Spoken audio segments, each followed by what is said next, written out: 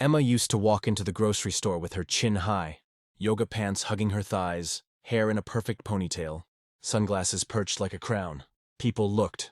People whispered. She pretended not to hear.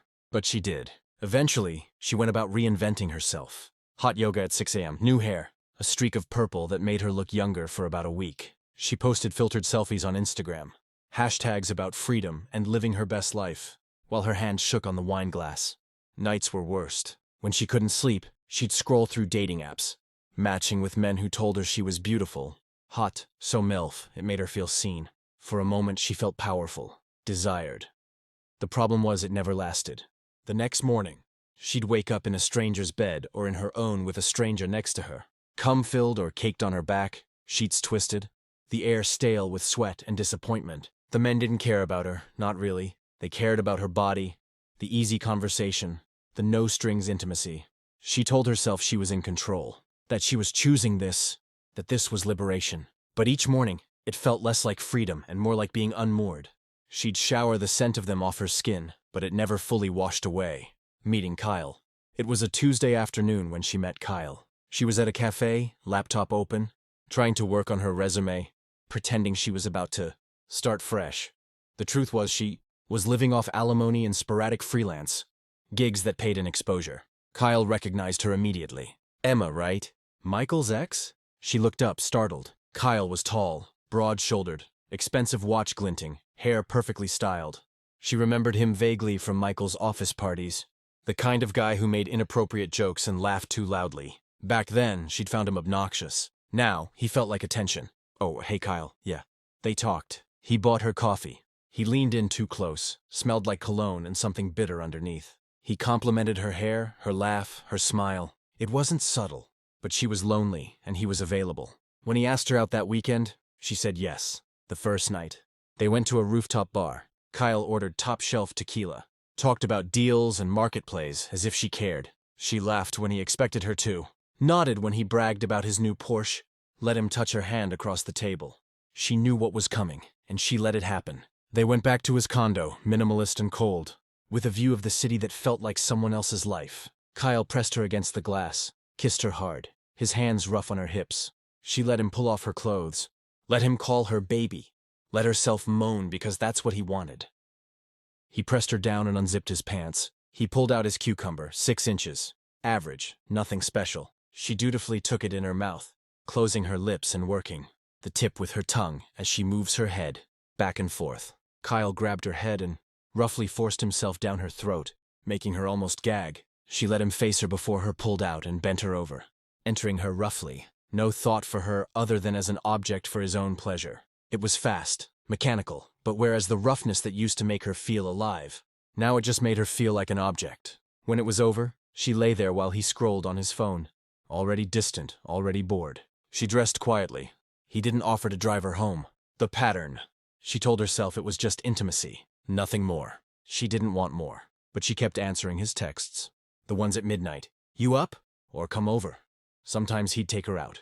Usually when he wanted her on his arm for a work event, showing her off like a trophy. Other times, he wouldn't even kiss her when she walked in, just pulling her upstairs, using her body like it was a disposable toy, a reward for himself. Emma pretended she didn't care. She wore lingerie she bought with the last of her boutique store credit, let him film them sometimes when he asked, let him degrade her with words she used to think were vile. And for a few minutes she almost felt wanted. But afterward, when she'd stand in his bathroom, looking at herself in the mirror, mascara smudged, hair wild, bruises on her hips, she felt like she was dissolving, like there was nothing left but the echo of her own breathing. Running into Michael and Jenna. It was a Saturday morning at the farmer's market. She hadn't planned on going, but the loneliness in her apartment was suffocating. So she threw on sunglasses and went, pretending she needed vegetables she wouldn't cook. She saw them before they saw her. Michael and Jenna walking hand in hand. Jenna holding Sadie's hand. Michael carrying their son on his shoulders. All laughing about something small and unremarkable. They looked like a family. She froze. For a second, she wanted to run up, to join them, to pretend she still fit in that picture. Then Michael saw her. His eyes met hers, and there was no hatred there. Just pity. A sad, tired pity that made her want to scream. Jenna gave her a polite nod. That was worse than hate, too. Emma turned and walked away before they could say anything. She went home and opened a bottle of wine before noon. When Kyle texted that night, "Come over. Bring that thing I like," she went. The moment everything cracked. It was the 4th month of her non-relationship with Kyle. They were at a bar with some of his colleagues. She wasn't introduced as his girlfriend or even as Emma, just a presence, someone he could touch when he felt like it. She excused herself to the bathroom and caught her reflection in the mirror. She looked tired, older. Her eyes were hollow, skin pale, lips chapped. She remembered how she used to look before, not perfect but whole. She remembered how Michael used to look at her with softness, even in the hard times. Now she was an accessory, a temporary pleasure for a man who didn't even like her, let alone love her. When she returned to the table, Kyle was flirting with the bartender, his hand on the girl's wrist, eyes gleaming. Emma stood there, invisible, until he noticed her. "Oh, hey," he said, smirking. "You ready?" In the Uber, he tried to pull her into his lap, kissed her neck, his breath hot and sour with whiskey. She felt nothing. They went back to his place. He pulled her clothes off, pushed her onto the bed, started taking what he wanted. Halfway through, she pushed him off. "I can't," she said, voice shaking. "I can't do this anymore." He laughed. "You're kidding, right? You're already here." She shook her head, pulling the sheet around herself. "I'm done." "Don't be dramatic," he said, reaching for her. "Don't touch me," she snapped. He froze, then rolled his eyes, flopping onto his back. "Whatever.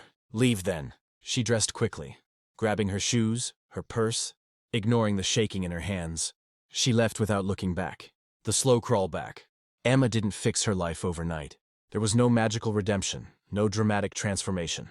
But she stopped answering Kyle's texts, blocked his number, deleted the photos he took, the videos he'd sent her at 2 a.m. She stopped drinking during the day, started drinking less at night. She called her kids more, actually listening when they talked about school, about their friends, about the small details she used to ignore. She started therapy. Hated it at first. The silence, the questions, the way it forced her to look at herself. But she kept going.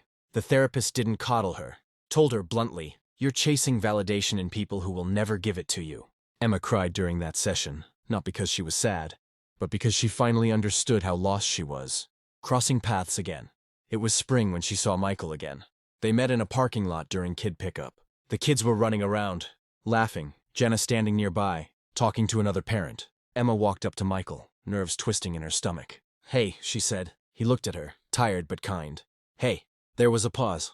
I'm trying to do better," she said softly. He nodded. "Good. I know I messed up," she added. "Not just with you, with everything." Michael nodded again, glancing toward Jenna, who was watching with careful eyes. "I hope you find your way, Emma," he said, and he meant it. That hurt more than if he had hated her. She watched as he walked back to Jenna, putting an arm around her shoulders, leaning down to kiss her temple. The kids joined them, laughter echoing, a small, imperfect symphony of family. Emma stood alone, keys in her hand, blinking against the sun. Emma didn't get a happy ending, not like Michael and Jenna. She got a small apartment, a cat she named Cleo, and a job at a local boutique. She went to therapy, kept going to yoga, learned how to cook for herself instead of drinking dinner out of a bottle. She dated sometimes cautiously, but didn't let herself fall into the same patterns. She learned to say no, learned that being alone was better than being used. Her relationship with the kids was careful, mending in small steps. They forgave slowly, in ways only children can, with hesitant hugs and quiet conversations.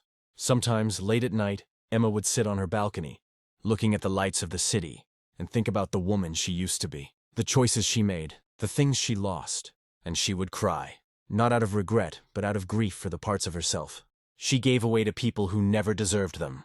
She wasn't healed. She wasn't whole, but she was alive, and for now that was enough.